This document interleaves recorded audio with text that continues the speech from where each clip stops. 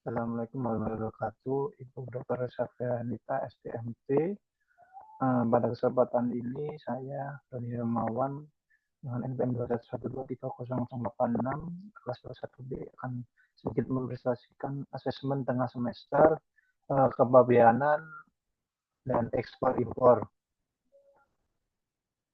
Adapun soalnya di sini yang pertama jelaskan produk ekspor salah satu jenis produk konditor. Saya memilih produk Labubu. Yang pertama persiapan legalitas ekspor. Terus sebelum melakukan ekspor, pelaku usaha biasanya memiliki dokumen izin ya seperti NIB, terus OSS, NPWP, SWLK. Ya SWLK ini wajib untuk produk berbahan kayu, terus izin usaha industri dan izin ekspor dari instansi terkait dan jika diperlukan. Yang kedua ada persiapan produk buku ini yang dilihat dari desain produksi sesuai permintaan atau custom ya. Terus quality controlnya barangnya itu ke kualitas finishingnya gimana, ukuran struktur, ukuran dan kemasan, terus ada labeling dan barcode ya sesuaikan dengan standar industri nasional.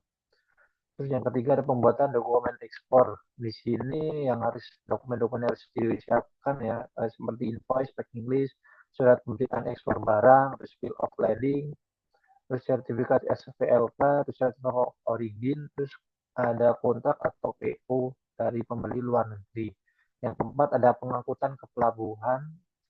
Ya, pengangkutannya di sini rak buku dikemas secara rapi dan aman di buffer web atau di karton atau kayu palet, terus dikirim ke pelabuhan ekspor, misalnya ke Tanjung Priuk, Jakarta. Terus barang dimuat dalam kontainer 20 feet atau 40 feet.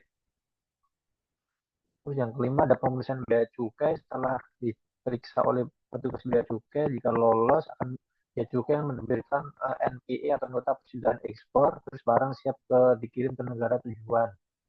Yang keenam ada pengiriman internasional biasanya menggunakan via laut atau via udara dengan waktu kalau ke Eropa 4 sampai 6 minggu via laut dan menggunakan asuransi pengiriman ya untuk perlindungan barang. Yang ketujuh ada penyerahan barang dan pembayaran setelah barang tiba di negara tujuan dan diurus oleh importer, biasanya melakukan pembayaran menggunakan letter of credit, telegraphic transfer, dan down payment plus pelunasan setelah pengiriman.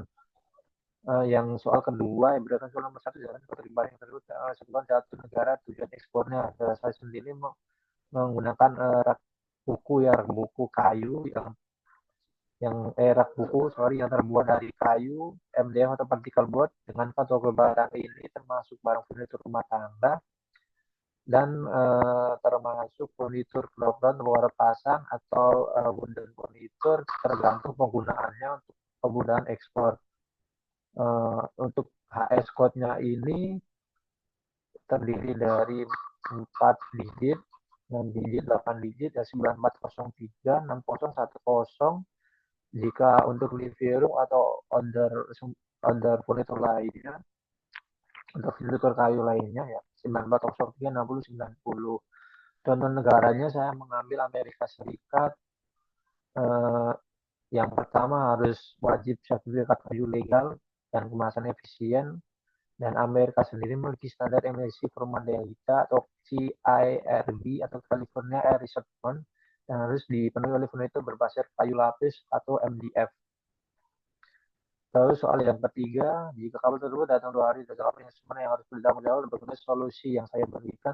Jika kabar terlambat dalam 2 hari dari jalur pengiriman, maka tanggung jawab tergantung pada jenis perjanjian pengiriman, term of shipment yang telah disepakati antara eksporter dan importer, terutama apakah menggunakan FOB, DEF atau XLW dan juga penyebab keterlambatan.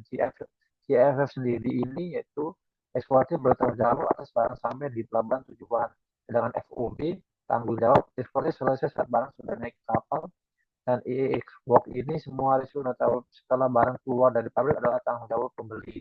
Penyebab keterlambatan lainnya seperti faktor cuaca atau sertifikat eksportir importir yang tidak lengkap.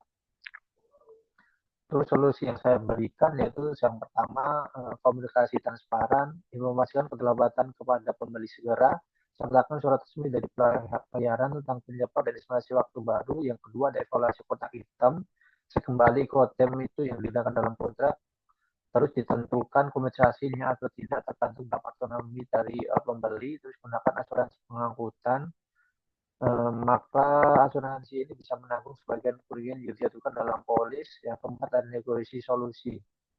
Bisa berupa diskon untuk pengiriman berikutnya atau penggantian biaya logistik tambahan. Terus ada penerbitan surat keterangan tidak resmi untuk menghindari dari penalti dari pihak ketiga. Yang keempat, berarti sisa kaya perusahaan yang melakukan barang-barang yang perusahaan belum perlu kembali dari menjadi terkamar apabila benar seperti itu, maka apa yang dapat dilakukan oleh sekitarnya. Pada kasus ini, PT Sisa Jadi Kaya menelitikan aluminium bekas dan metalnya menjadi produk baru, yaitu pintu kamar mandi, maka terjadi perubahan bentuk, fungsi, dan kuadrat S.